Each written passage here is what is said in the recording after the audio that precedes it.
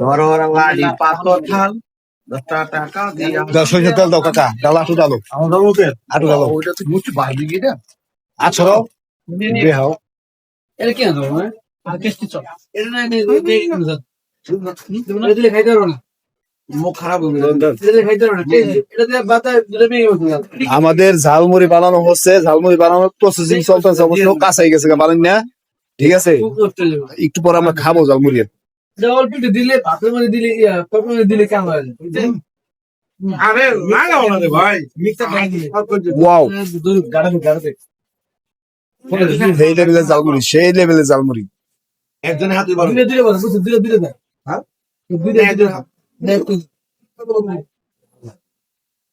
বোম্বাই বলতে দিও কেমন পাইলাম কয় জাল নাই, জাল নাই ভাই, এক পা কাঁচা মরিচ দিতেছে, এরপর বোমা মরিচ দিতেছে 2টা, তারপর জাল নাই।